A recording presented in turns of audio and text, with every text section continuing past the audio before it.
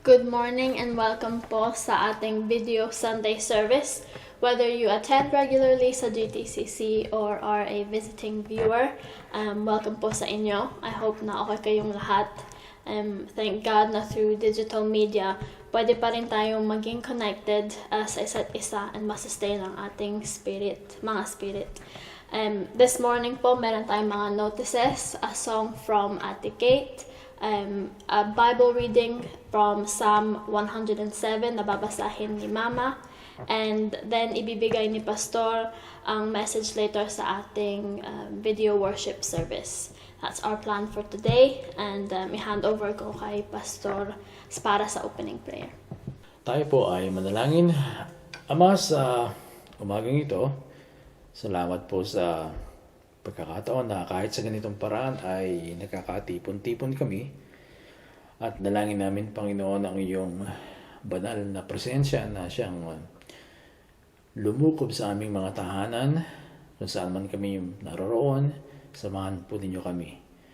Pagpalain po ninyo ang aming gawain sa ganitong paraan na kahit sa ganitong sistema ay mabusog ang aming mga espiritu at mabigyan ng direksyon ng aming buhay spiritual sa pamamagitan ng inyong salita.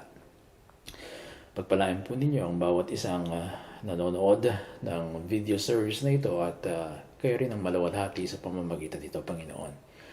Pagpalain po ninyo ang bawat isa ngayong umaga at kayo ang siyang mapapurihan at maparangalan sa aming kalagitnaan sa pangalan po ni Jesus. Amen. Para po sa notices today, kung kayo po ay talagang sobrang kinakapos financially dahil sa panahon ngayon, magsabi lang po kayo sa isa sa mga leaders at titiyakin namin na matulungan kayo.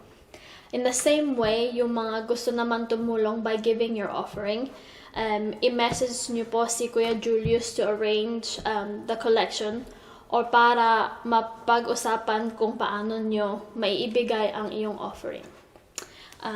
Please take note na walang pressure sa offering, only if you can help out. And lastly, meron pong ginagawang morning's prayer meeting through video chat at 6 a.m. So kung makaka-join kayo, please join us. This week po, ang schedule ng prayer meeting is Monday, Wednesday, and Friday. So bukas ng umaga, meron pong prayer meeting. That's all the notices for this Sunday.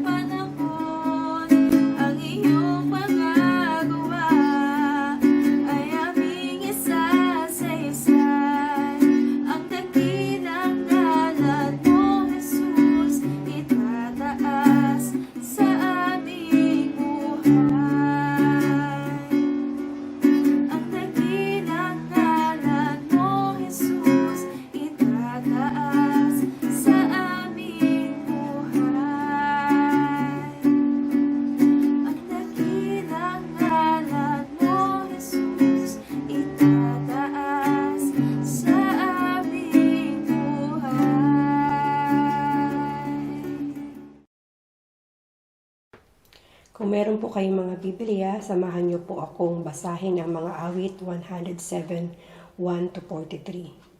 Mga awit 107, 1 to 43. Psalm 107, 1 to 43. Pagpupuri sa kabutihan ng Diyos. Magpasalamat kayo sa Panginoon dahil Siya'y mabuti. Ang pag-ibig niya ay magpakailanman. Sabihin ninyo ito, kayo na iniligtas niya sa kamay ng mga kaaway. Dahil tinipon niya kayo mula sa silangan, kanluran, timog at hilaga. May mga taong naglakbay sa ilang, hindi nila makita ang daan papuntang lungsod na maaari nilang tirhan. Sila'y nagutom at nauhaw at halos mamatay na. Sa kanilang kahirapan, tumawag sila sa Panginoon at iniligtas niya sila sa kagipitan. At pinatnubayan niya sila papunta sa lungsod na matitirahan. Kaya dapat silang magpasalamat sa Panginoon dahil sa pag-ibig niya at kahangang-hangang gawa sa mga tao. Dahil pinaiinom niya ang mga nauuhaw at pinakakain ang mga nagugutom. May mga taong ibinilanggo at kinadinahan na nakaupo sa napakadilim na piitan. Nabilanggo sila dahil nagrebelde sila sa mga sinabi ng kataas-taasang Diyos at hindi sumunod sa kanyang mga payo. Kaya pinahirapan niya sila sa kanilang mabigat na trabaho. Nabuwal sila, ngunit walang sino mang sumaklolo. Sa kanilang kagipitan, sila'y tumawag sa Panginoon at sila'y kanyang iniligtas. Pinutol niya ang kanilang mga kadena at sila'y kinuha niya sa napakadilim na piitan. Kaya dapat silang magpasalamat sa Panginoon dahil sa pag-ibig niya at kahangahangang gawa sa mga tao. Dahil giniba niya ang mga pintuang tanso at binali ang mga rehas na bakal. May mga naging hangal dahil sa kanilang likong pamumuhay at sila'y naghirap dahil sa kanilang kasalanan. Nawalan sila ng gana sa kahit anong pagkain at malapit nang mamatay. Sa kanilang kagipitan, tumawag sila sa Panginoon at iniligtas niya sila. Sa kanyang salita, sila'y nagsigaling at iniligtas niya sila sa kamatayan. Kaya dapat sila magpasalamat sa Panginoon dahil sa pag-ibig niya at kahangahangang gawa sa mga tao. Dapat silang mag-alay ng handog ng pasasalamat sa Kanya at ihayag ang kanyang mga ginawa ng may masayang pag-aawitan. May mga taong sumakay sa mga barko at nagbiyahe sa karagatan dahil ito ang kanilang hanap buhay. Nakita nila ang kahangang-hangang mga gawa ng Panginoon sa karagatan. Sa utos ng Panginoon, ang hangin ay lumakas at lumaki ang mga alon.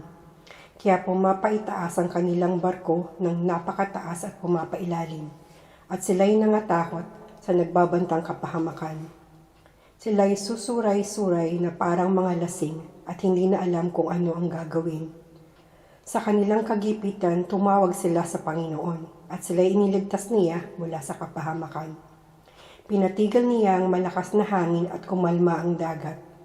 At nang kumalma ang dagat, sila'y nagalak at pinatnubayan sila ng Diyos hanggang sa makarating sila sa nais silang daungan. Kaya dapat sila magpasalamat sa Panginoon dahil sa pag-ibig niya at kahangahangang gawa sa mga tao. Dapat nilang parangalan ng Diyos sa kanilang pagtitipon at purihin siya sa pagtitipon ng mga namamahala sa kanila. Nagagawa ng Panginoon ng ilog na maging ilang at ang mga bukal na maging tuyong lupa. Nagagawa rin ng Panginoon na walang maani sa matabang lupa dahil sa kasamaan ng mga naninirahan doon. Nagagawa rin niya ang ilang na maging tubigan at sa mga tuyong lupain ay magkaroon ng mga bukal. Pinapatiran niya roon ang mga taong nagugutom at nagtatayo sila ng lusod na kanilang tatahanan. Nagsasabog sila ng binhi sa bukarin at nagtatanim ng ubas, kaya sagana silang pagdating ng anihan. Sila'y pinagpapala ng Diyos at pinararami ang kanilang angkan, kahit ang kanilang mga alagang hayop ay nadadagdagan. Ngunit dahil sa pang-aapi, kahirapan at pagkabagabag, sila'y nabawasan at napahiya. Sinusumpa ng Diyos ang mga umaapi sa kanila, at sila'y ililigaw at gagala sa ilang nawalang daan. Ngunit tinutulungan niya ang mga duka sa kanilang kahirapan at pinarami ang kanilang sambahayan na parang kawan. Nakita ito ng mga matuwid at sila'y nagalak, ngunit tumahimik ang masasama. Ang mga bagay na ito ay dapat ingatan sa puso ng mga taong marunong at dapat din nilang isipin ang dakilang pag-ibig ng Panginoon. Salamat sa Diyos sa pagkakabasa ng kanyang salita. Tayo ay manalangin sa pagkakataong ito at ipanalangin natin ang hindi lang ang ating bansa kundi ang buong daigdig. Lord, nais namin na dumulog sa iyo para sa isang maikli at mapagkumbabang panalangin. Kinikilala namin, Panginoon, na kaming mga tao ay marupok. Madalas kami ay nadarapa. Hindi nagiging tapat sa iyo. Nagiging makasarili. Patawarin mo kami sa aming mga pagkukulang, sa aming mga kasalanan, Panginoon.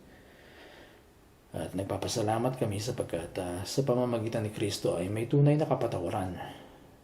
Sa pamamagitan ni Kristo, amang Diyos, kinakalimutan mo ang lahat ng aming mga pagkukulang at kasalanan. Maraming salamat sa katotohanan ngayon. At ngayon nga, O Diyos, nais naming idulog sa iyo ang buong daigdig. Na madalas ang aming panalangin ay pamilya lamang, bansa, komunidad. Pero ngayon, ang buong daigdig ay nasa isang kalagayan na hindi pa naranasan sa buong buhay ng maraming tao ngayon. Lord, kumilos ka sa buong daigdig, Panginoon. Ibangon mo muli ang daigdig na ito na minahal mo at minamahal mo. Pagalingin mo ang mga may sakit ngayon. Dalangin namin sila, Lord, na ibangon mo sila mula sa karamdaman ng COVID-19. Kumilos ka sa kanilang buhay, palakasin mo ang kanilang pangangatawan. Lingapin mo sila, Panginoon. Ganun din naman, Panginoong Diyos, ang mga nakarecover na, salamat ng marami sa kanila. Salamat ng marami sa iyo dahil binangon mo sila mula sa karamdamang ito. At muli naming inadalangin ng pamilya ng mga nasawi. Lord, i-comfort mo sila. Bigyan mo sila ng kaaliwan at patnubay at ganun din ng pagpapalang kinakailangan nila, Panginoon. Kami na mga malulusog at malalakas sa panahong ito, gawin mo kami, Lord. Ilagay mo kami sa front line ng pagbibigay ng encouragement. Lagay mo kami sa frontline ng pagbibigay ng panalangin at pag-asa sa mga tao. At maging oportunidad ito para sa amin upang makatulong sa iba na nangangailangan ng tulong. Dalangin namin, Lord, na kumilos ka, iunat mo ang iyong makapangyarihang kamay at nawa ang liwanag ay dumating na para sa aming lahat. Nawa ang bukang liwayway ay sumikat na, Panginoon, para sa daigdig na ito na ngayon ay nasa kadiliman at nasa sadlak, Panginoon, sa napakapangit na kalagayan. Alam namin, Lord, na mayroon darating na umaga para sa aming lahat at naghihintay kami para doon. At ikaw na Diyos na mapagmahal at mabuti, nagtitiwala kami na gagawin mo yon sa mga darating na araw. Thank you, Lord. Amen.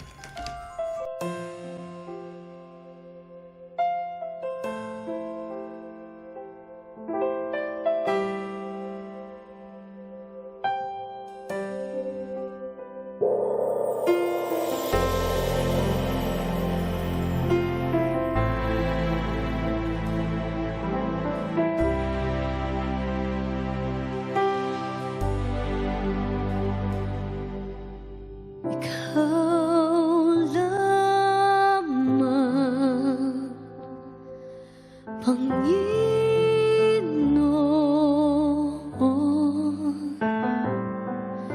kaagapay,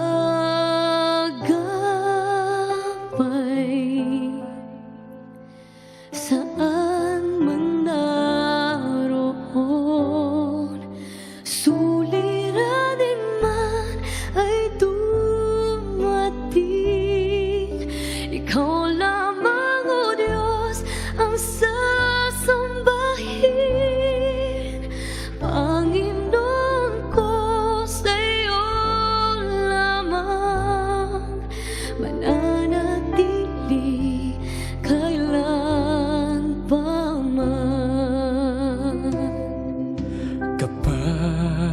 kahingahan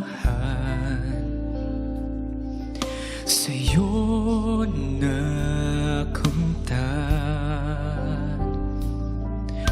Kapangyarihan, ikaw ang pinagmulan. Suliranin man ay dumating, ikaw lamang, O Diyos, ang sasambahin.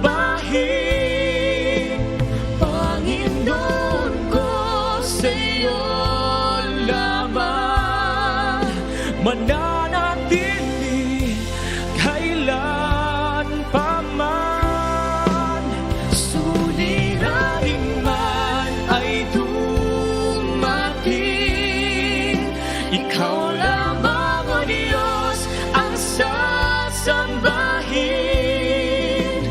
Panginoon ko, sa'yo lamang mananatili kailan pa man. Suliranin man ay dumating, ikaw lamang, O Diyos, ang sasambahin.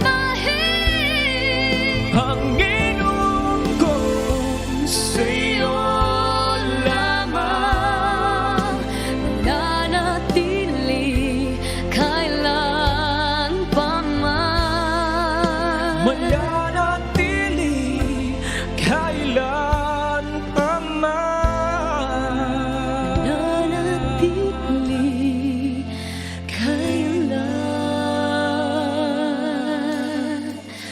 pa man.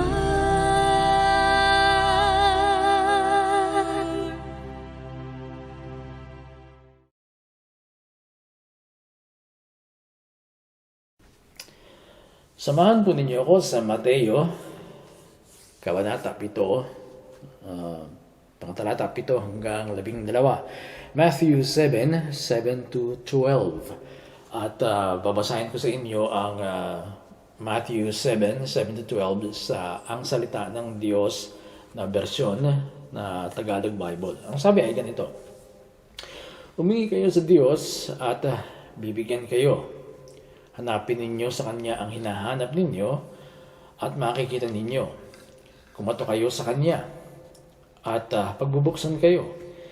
Sapagkat ang lahat ng humihingi ay nakakatanggap, ang naghahanap ay nakakakita, at ang kumakatok ay pinagbubuksan. Kayong mga magulang, kung ang anak ninyo ay humingi ng tinapay, bibigyan ba ninyo ng bato? At kung humihingi siya ng isda, bibigyan ba ninyo ng ahas? Kung kayong masasama ay marunong magbigay ng mabubuting bagay sa inyong mga anak, gaano pa kaya ang inyong amang nasa langit? Ibibigay niya ang mabubuting bagay sa mga humihingi sa Kanya. Gawin ninyo sa inyong kapwa ang gusto ninyong gawin nila sa inyo. Ganyan ang tamang pagsunod sa kautusan ni Moises at sa mga isinulat ng mga propeta. Tayo po ay manalangin. Panginoon, pagpalain po ninyo ang aming pag-aaral sa pagdinig ng inyong salita ngayong umaga. Patnubayan po ninyo kami at nawa ang mga ito ay maging bahagi ng aming buhay, lalo na sa aming panahon ngayon. Ilagay po ninyo sa aming puso't isipan ang bawat katotohanan na aming maririnig at isagawa namin ito bilang bahagi ng aming buhay Kristiyano. Sa pangalan po ni Jesus, Amen.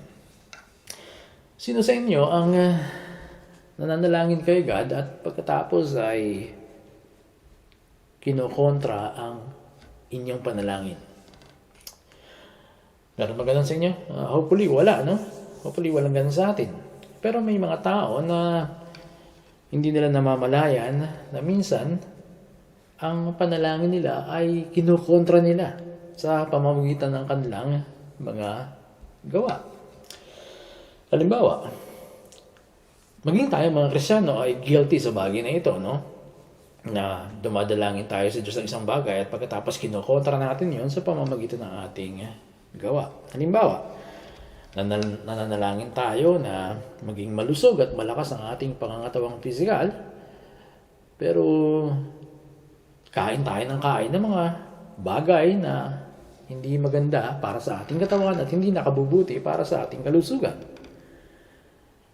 Ganon din, nananalangin tayo sa Diyos na pagkalooban tayo ng pera, ng salapi, para sa pambili natin ng pagkain sa araw-araw. Pero kapag meron tayong salapi, kung ano-ano ang binibili natin ng salaping iyon, na hindi naman talaga kinakailangan.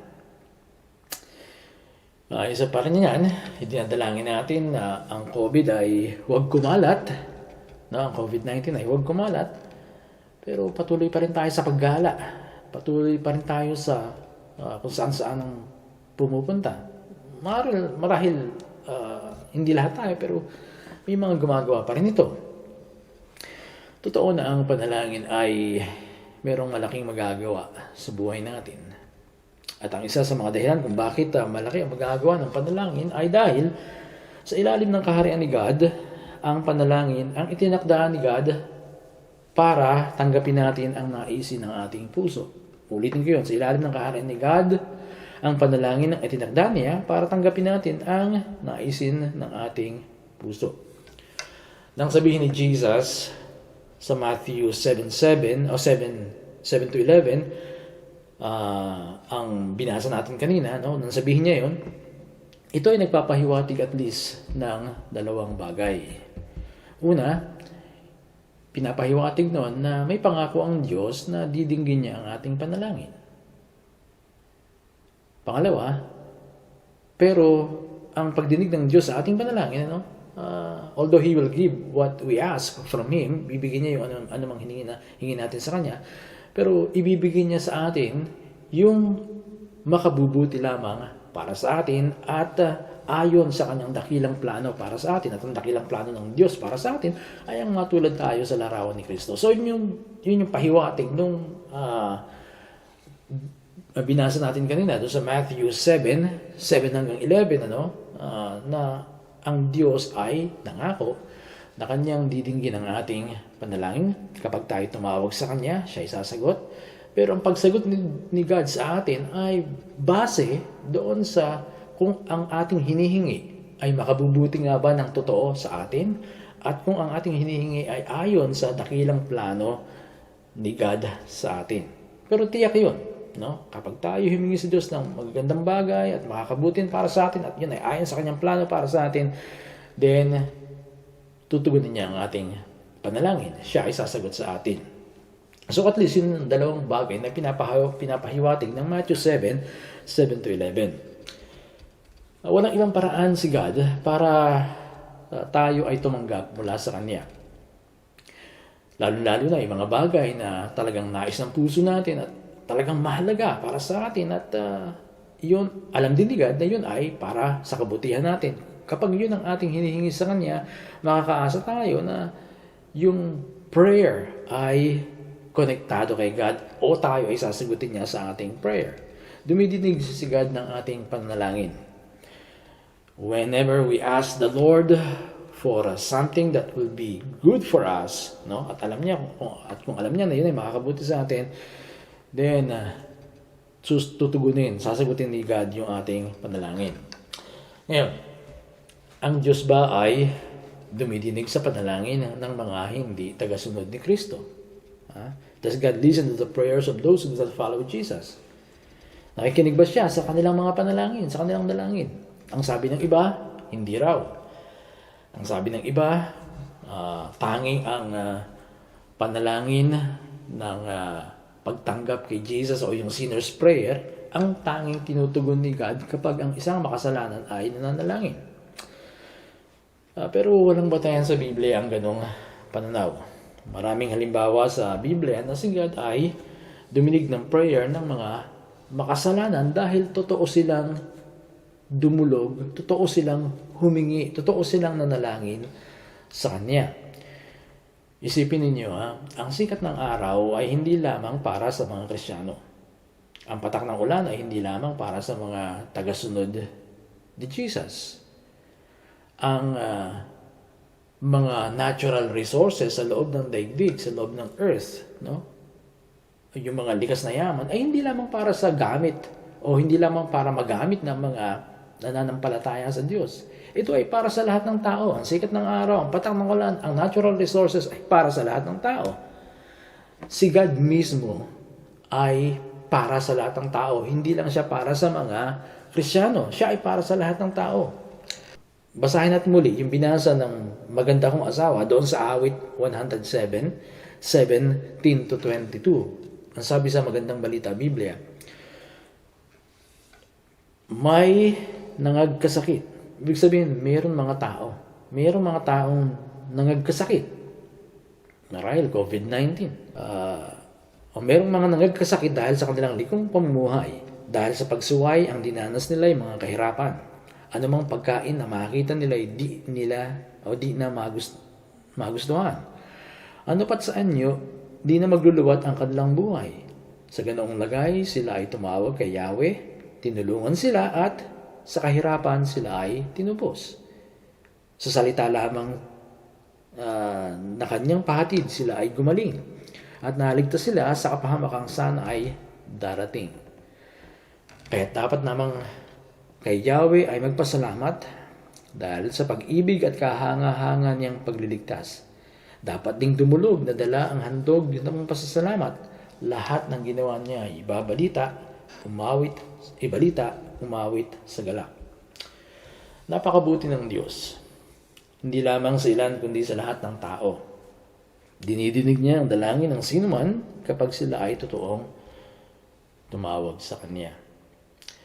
Sa panahon ito, sa panahon natin ngayon, lubhang marami ang walang katiyakan kung ano ang mangyayari sa kanila sa hinaharap. At dahil ganito ang kalagayan ng ating panahon, ang pinakamagandang gawin ay ang magtiwala sa Diyos. Magtiwala sa Diyos. Manalig tayo sa sinabi ni Jesus na si God ay dumidinig ng panalangin. Dumidinig siya ng prayer. Darating at darating ang tulong ni Lord. Sigurado yun. Walang ibang tao sa buong kalawakan, kundi sa planetang Earth lamang, dito sa planeta ng daigdig lamang, na ang Diyos ay inaalay ang kanyang buhay.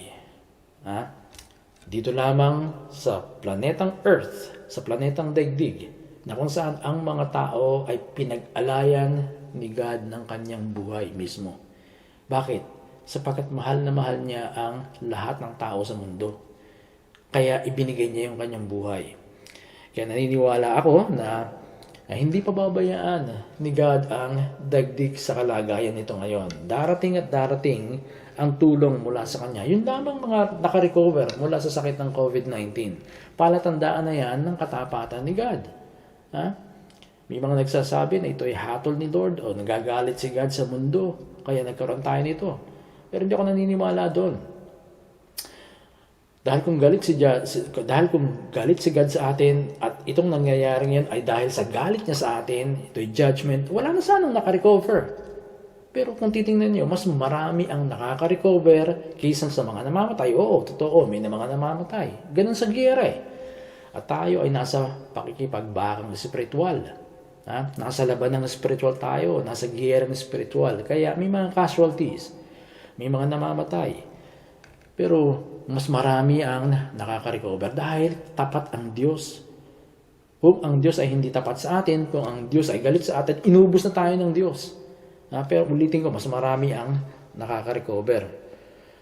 Kaya hindi porke ganito ang kalagayan ngayon ay judgment na ni Lord. Minsan talaga ganun ang nangyayari. May mga casualties, may mga magsasakripisyo ng buhay para sa kabutihan ng marami. At naniniwala ako na mayroong gagawing maganda si God pagkatapos ito. Basta magtiwala lang tayo sa Kanya at lagi tayong dumalangin sa Kanya.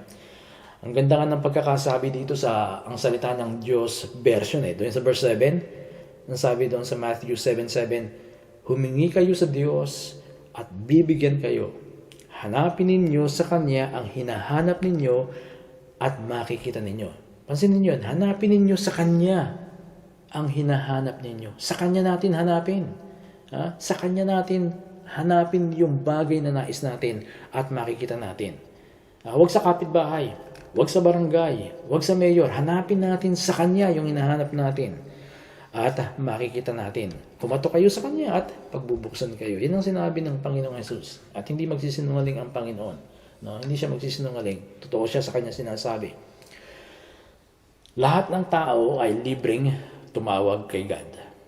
Lalo-lalo na sa panahon ngayon, libreng tumawag ang lahat ng tao kay God. At sila ay Kanyang didinggin kapag sila ay taos-pusong dumalangin sa Kanya. Ulitin ko, napakabuti ng ating Diyos, hindi lamang sa ilan, kundi sa lahat ng tao. Dinidinig niya ang dalangin ng sinuman kapag sila ay totoong tumatawag sa Kanya. Nag-message nga sa akin yung isang pamangkin ko at tinatanong niya kung yung mga namamatay ay nakatakda na yung kanilang buhay. Sabi ko, hindi ako naniniwala ng lahat ng kamatayan ay tinakda ni Lord. Dahil may mga namamatay na sila ang may kasalanan. Ibig sabihin, pasaway sila. Hindi nila iningatan yung buhay nila, kaya sila namatay. May mga namamatay naman dahil pinili nila yon para sa kabutihan ng mas nakararami. At katulad yan ng mga ng ilang frontliners natin, talagang willing sila na gawin ng sakripisyo para sa kabutihan ng marami. At yan din ang ginawa ni Lord Jesus, di ba? Na willing siyang mamatay para sa kabutihan ng sangkatauhan. So may mga ganun na kaya sila pumanaw ay dahil pinili nila para sa kabutihan ng marami. Sila ang mga bayani, ibig sabihin, no? So sa pag-uusap namin ganun, na sabi ko sa kanya, kaya manalangin kayo, laging manalangin. At yun nga, kasi kahit pasaway, sabi ko sa kanya, laging manalangin dahil kahit pasaway, dinidinig ni Lord ang kanilang panalangin. Sabi naman niya, buti na lang, hindi na ako pasaway. Sabi ko, buti na lang. Pero, yun nga, ang Diyos ay dumidinig sa panalangin, sa dalangin, kapag totoong lumapit ang isang tao sa Kanya, ang Diyos ay tutugon. Isipin niyo, kung ang buong mundo ngayon ay tatawag kay God ng taos puso, malaking pagbabago ang mangyayari. So, huwag tayong magsasawang manalangin sapagkat ang Diyos ay dumidinig ng panalangin. Miski kayo ng mga nanonood na hindi pa Kristyano o wala pa kayong relasyon kay Kristo, ibig sabihin, ang buhay nyo ay hindi pa nagpapasakop kay Kristo. Kapag kayo ay totoo, taos-pusong tumawag sa Kanya, pakikinggan kayo ng Diyos. Didinggin kayo ni Lord sapagkat mabuti ang Diyos at Siya ay talagang nariyan, handang tumulong kahit kanino man. Pero maaring sabihin ng iba, di kung ganun pala, kahit hindi ako sumunod kay Jesus, diringgin pala ako ni Lord sa aking panalangin. Alam nyo, meron kayong hindi nauunawaan kapag ganun. Ang pagsunod kay Jesus ay hindi lamang tungkol sa pagdinig ni God sa prayer ng isang tao. Ang pagsunod kay Jesus ay hindi lamang pagpunta sa langit. At yun nga, isang problema rin sa Krisyanismo, no? Na nabigyan ng din yun, na ang akala tuloy ng maraming Krisyano, ang pagsunod kay Kristo ay pagpunta sa langit. Kapag ikaw ay sumusunod kay Kristo, sigurado ka nang sa heaven ka. Totoo yun, pero hindi yun ang pinaka-emphasis ng bagong tipan. Kung titingnan natin, ang pinakadiwa ng bagong tipan, ang pagsunod kay Kristo ay para magkaroon ng bagong buhay habang ikaw ay nasa lupa. Kasi yun eh. Dito ang buhay mo. Walang problema yun sa langit. Pagkatapos ng buhay mo dito sa lupa, talagang pupunta ka sa langit. Kung ikaw ay sumusunod kay Kristo ng totoo. Pero wag yun ang paghandaan mo. Wag yun langit muna. Dahil sigurado yun. Hindi pa babayaan ni Lord yun. Papaano yung buhay mo dito sa babaw ng lupa? Yun ang usapan dito. O, ba? Dininig ni Lord ang prayer mo. Pero hindi ka naman nagpapasakop sa Kanya. Hindi garanti yun na mababago ang buhay mo, magkakaroon ka ng kapayapaan, magkakaroon ka ng katiwasayan sa isipan. Hindi garanti yun. Hindi garanti yun na magkakaroon ka ng immortalidad sa kabilang buhay. So, dininig ka nga ni Lord, pero after this, ano na ang buhay mo? Balik ka na naman sa dati mong pangit na pamumuhay. Kaya ang pagsunod kay Jesus ay hindi lamang tungkol doon sa pagtugon ni God sa prayer. Ito, higit lalo sa lahat, Ang pagsunod kay Jesus ay tungkol sa pagkakaroon ng isang tao ng tunay na buhay dito sa lupa. Bukod sa pagtugon ng Diyos sa prayer at sa pagpunta ng kaluluwa sa heaven, ang pagsunod kay Jesus, higit sa lahat, ay ang pagkakaroon ng isang tao ng tunay na buhay. Yung tunay na buhay na yun, tinawag na kingdom life. Na tinawag naman ni Apostol Juan na eternal life. At tinawag naman ni Apostol Pablo na life in Christ or being in Christ. Na yung buhay na yon ay buhay ng kapayapaan, kagalakan, mababa at mabuting kalooban, immortalidad sa kabilang buhay at kakaibang uri ng buhay dito sa ibabaw ng lupa. Sa madaling salita, ito ay isang Christ-like life. Isang buhay na tulad kay Kristo. Isang buhay na tulad ng kay Kristo o natutulad kay Kristo habang lumilipas ang panahon. Yun ang dulot ng tunay na pagsunod kay Kristo. Hindi lamang yung sa pagtugon ng Diyos sa panalangin at hindi lamang yung pagpunta sa langit. Kaya ang pagsunod kay Kristo ay hindi lang tungkol dun.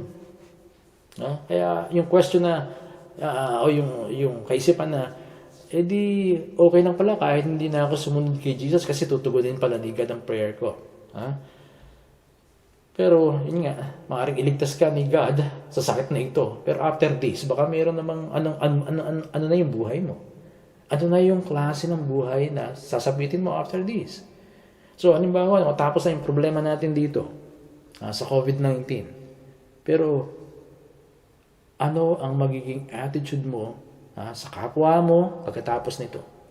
Ano ang magiging saloobin mo sa buhay? Lalo-lalo na kung halimbawa, bagsak ang ekonomiya after this, hindi natin alam kung hanggang kailan tayo nasa ganitong kalagayan. Yun pa ang isa. Hanggang kailan tayo nasa ganitong kalagayan. Kung ikaw ay tinugon nga ni Lord sa iyong prayer, na hindi ka tinapuan ng sakit, pero ano ang magiging kalidad ng buhay mo pagkatapos nito? Para sa true followers of Christ, bonus na lang ang answered prayer na natanggap nila. Ang pinakamalaking blessings ng pagsunod kay Jesus ay Christ life, like dito sa lupa, and immortality sa next life. Ulitin ko yun. Para sa true followers of Christ, bonus lang ang answered prayer nila. Ang pinakamalaking blessings ng pagsunod kay Jesus ay Christ life like dito sa lupa and immortality sa next life. Isang araw bago mag-lockdown ng UK, nasa Carphone Warehouse ako, Caris Peace World Carphone Warehouse. At yung manager sa Carphone Warehouse ay isang Pilipino. At sabi niya sa akin, nung gabi daw na yun, the previous night, talagang nanginginig siya, nanlalamig siya, hindi niya alam yung kanyang gagawin, parang paralisado yung kanyang katawan dahil sa takot, dahil sa nangyayari. Talagang nanghihina na siya, namumutla na siya. So, kumbaga, inatake siya ng panic. Dahil talagang, yun nga, yung takot ay umatake na. Sabi niya, pero nanalangin ako, tumawag ako kay God, at biglang-bigla, nag-iba yung pakiramdam ko. Sabi niya nga sa akin, himala raw na nakapasok pa siya nung umaga sa trabaho kasi talagang nung gabi na yun, hindi niya na alam kung ano mangyayari sa kanya. So, nagpapakita lang ngayon ng Diyos ay dumidinig ng panalangin kahit hindi mananampalataya. At kung yung tao na yun ay magpapatuloy sa pagsunod kay Kristo, meron pa siyang blessing na tatanggapin. Marami pang mangyayari sa kanyang buhay. Meron pang magandang mangyayari sa kanyang buhay sa pamamagitan ni Kristo. Hindi lamang yung pagtugon ni God sa prayer niya. Ang Diyos, ulitin ko, ay tumutugon ng panalangin ng sino mang taos-pusong tumatawag sa Kanya. Kristyano man o hindi. Pero mas maraming blessing ang mga talagang sumusunod kay Kristo.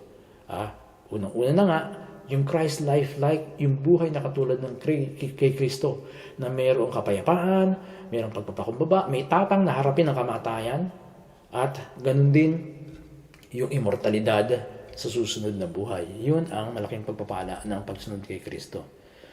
Ngayon, tayo mga Kristiyano, dapat lamang na tayo ay patuloy na kumilos sa mga panahong ito.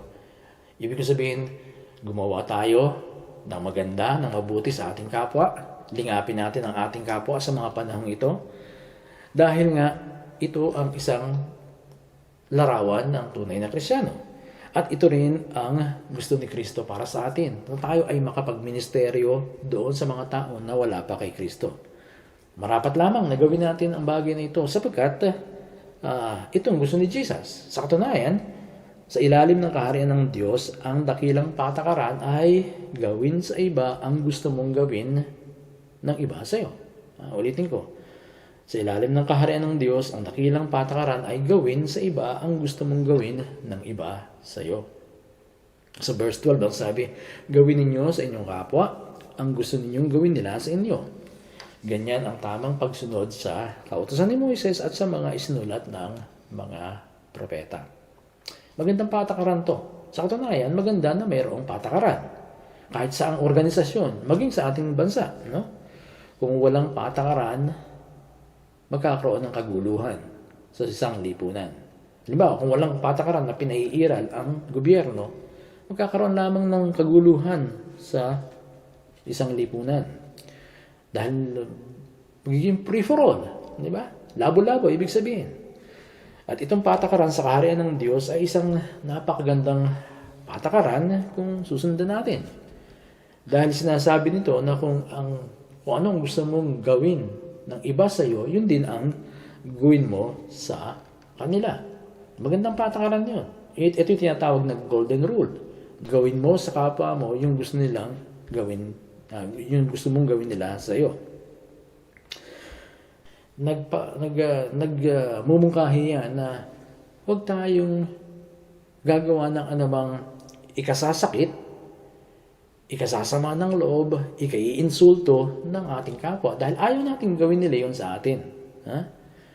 Huwag tayong maging mapang-insulto sa mga di pa tagasunod ni Kristo. Yan ang huwag natin gagawin. Kaya huwag kayong sasakay doon sa mga pinopost ng ibang Christian sa Facebook o sa anumang social media tulad ng it seems that people are afraid of COVID-19 than being afraid of hell. No? Tila daw ba ang mga tao ay mas takot sa COVID-19 kaysa sa impyerno? Hindi kailangan yung mga ganyang pananalita sa panahon ngayon. Maging kahit kailan, hindi kailangan yan. Yan ay mapang-insultong pananalita. Meron din nagsabi na kapag pinangaral ang pagbabalik ni Kristo, walang naghahanda. Pero pag sinabi mo nandiyan ang COVID-19, sobrang paghahanda nila. Yan ay mga mapang-insultong pananalita. Yes, totoo. Maaring totoo yung sinasabi nila. Pero hindi lahat ng katotohanan dapat sabihin sa ganung paraan. Dapat isaalang-alang natin ang damdamin ng bawat tao, lalo-lalo na sa panahon ngayon. Imagine, ilang libo na yung namamatay. Meron ng 30,000. Humigit kumulang sa 30,000 na ang namamatay sa buong daigdig dahil sa sakit na ito. Kaya imbis na ganun ang ating mga ipus sa social media, ang ipus natin ay yung magbibigay ng encouragement, magpapalakas ng loob sa tao, magdudulot ng sigla sa kanila, at hindi yung mga ganyang mga salita. Kulang-kulang 30,000 na ang namamatay. At more than 500,000 na, nasa 600,000 na yata ang may sakit ngayon ng COVID-19. At ang mga pamilya o mga namatay na yon ay talagang nagdadalamhati, nagdurugo ang kanilang mga puso. Tapos, tayo mga Kristiyano, sasabihin natin sa kanila na mukhang mas takot kayo sa COVID-19 kaysa sa impyerno. Isipin niyo yung gano'n. Kung kayo ang nasa kalagayan nila, anong madadama ninyo? O kaya, kapag marinig nyo na kapag ipinangaral ang pagbabalik ni Kristo, hindi ka naghahanda. Ngayon, sa COVID-19, sobrang paghahanda mo. Sa ganitong senaryo, hindi kailangan ng sino man yun. Hindi kailangan ng sino man ng ganung mga pananalita sapagkat yun ay mapang-insulto, mapagkutya. Kaya wala tayong we have nothing to do with those kinds of statements, no? Tumulong tayo sa kapwa natin, magmahal tayo sa kapwa natin, kalingain natin ang kapwa natin, tingnan natin yung ating kapwa kung sila ay okay pa. Yun ang mas magandang gawin natin. Gawin natin sa panahong ito yung sinasabi doon sa Matthew 7:12. Kung ano yung gusto natin na gawin ng kapwa natin sa atin, ganun din ang gawin natin sa kanila. Tingnan nyo halimbawa, yung sa awit 107, 17-20. Babasahin ko ulit at magbibigay ako ng konting comment. May nangagkasakit dahil sa kanilang likong pamumuhay. Dahil sa likong pamumuhay nila, dahil sa pagsuway, ang dinanas nila ay mga kahirapan. Anumang pagkain na makita nila, hindi na magustuhan. Talagang nawala na sila ng ganang kumain, mahinang-mahina na. Ano pat sa inyo, di na magluluwat ang kanilang buhay. Ibig sabihin, yung larawan nila, yung itsura nila, talagang siguro pat-pat na o talagang payat na. Naghihingalo na. Sa ganoong lagay, sila ay tumawag kay Yahweh. Tinulungan sila at sa kahirapan, sila ay tinubos. Sa salita lamang na kanyang pahatid, sila ay gumaling at naligtas sila sa kapahamakang sana ay darating. Ininsulto ba sila ng Diyos? Sinabi ba ng Diyos sa kanila, ngayon tatawag-tawag ka sa akin, nung malakas ka, ang pamumuhay mo ay liko. Ngayon tatawag-tawag ka sa akin. Hindi ganun si God. Nahabag si God. At alam ko na sa panahon ngayon, ang Diyos ay tumatangis na nakikita niya. Dahil maraming tao ang nagdurusa ngayon. Ang Diyos ay napakabuting Diyos. Napakamapagmahal na Diyos. At dapat tayo mga Kristiyano ang nasa front line to give encouragement, prayer, and hope at hindi ang pagbabash ng sinuman o pang-iinsulto ng sinuman sa politika man yan o sa relihiyon. Wala tayong part doon. Kundi sa halip ang gawin natin, magbigay tayo ng encouragement, prayer, and hope sa lahat ng tao. Sabi ni Jesus, in everything do to others as you would have them do to you. Gawin ninyo sa inyong kapwa ang nais ninyong gawin nila sa inyo. Bakit? Sapagkat yun ang tinuturo ng buong Biblia. Pag nakita nyo sa New Testament yung Moses and the prophets, ibig sabihin nun yun yung Old Testament. So yun ang tinuturo ng buong Biblia, yung ganong rule. Kaya kung naniniwala tayo sa Biblia, at nire-respeto natin ang Biblia, huwag lang natin itong basahin. Huwag lang natin ipahayag na ito ay salita ng Diyos, kundi gawin din natin yung sinabi doon sa Matthew 7:12. Gawin ninyo sa inyong kapwa ang nais ninyong gawin nila sa inyo. Bakit? Sapagkat yun ang kabuuan ng Biblia. Yun ang totoong Biblia. Yun ang tunay na Biblia. Hindi lamang yung pahawak-hawak tayo ng Biblia. Apakot ko tayo ng verses ng Biblia. Hindi lamang yun. Isagawa natin kung ano yung tinuturo mismo ng Biblia sa atin.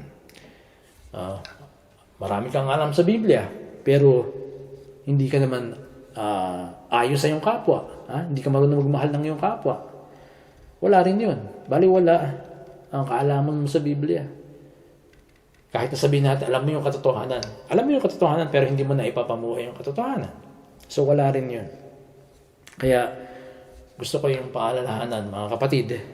Kung nakita niyo, di ba, ang inyong kapwa, o sino mang politiko, si mayor man yan, si congressman man yan, si senator man yan, o si barangay captain man yan, huwag niyong batikusin kahit na mayroon silang nagagawang mali. Hindi sila perpekto.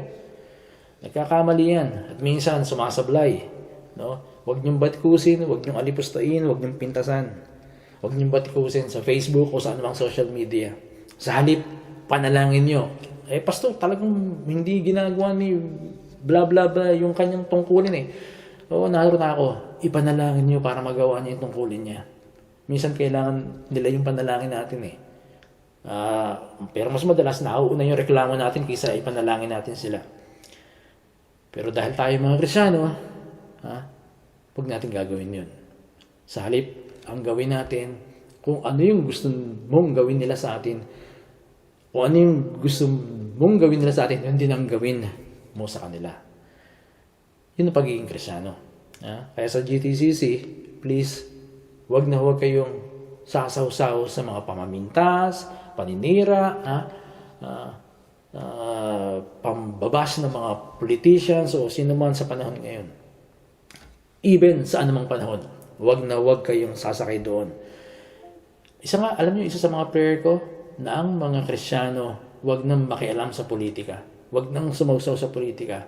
Dahil puro putik lang ang batuhan dyan. At wala tayo doon, hindi tayo dapat doon. Isipin niyo, paano niyo maipapanalangin ang isang tao, ang isang politician, halimbawa, ang isang mayor, isang congressman, isang barangay captain, paano siyang ipapanalangin kung kinukontra ninyo yung panalangin ninyo sa pamamagitan ng pagbabati ko sa kanila? Kaya, please, pairali natin ay yung pananalangin at paggawa ng mabuti. Ask God and then do something good. Asking and doing go hand in hand. Hindi pwedeng paghiwalayin yun. At bilang mga Kristiyano, dapat maging malinaw sa atin. Bilang mga namumuhay sa kaharian ng Diyos, maging malinaw sa atin yun. Tayo manalangin. Lord, sa tanghaling ito, we thank you so much because you are good to us. Salamat dahil ikaw ay hindi nagsasawa sa pagbibigay mo sa amin ng iyong kabutihan at pagpapadama mo sa amin ng iyong katapatan. You are always good. Kahit na madalas nagkukulang kami sa iyo.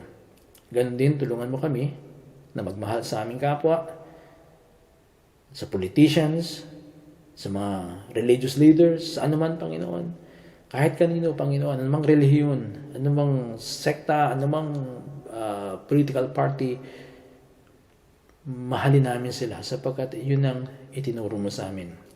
Dahil ikaw mismo, minahal mo ang buong sanlibutan. At sa panahon ngayon, Lord, ang kailangan ng mundong ito ay pagmamahal sa isa't isa.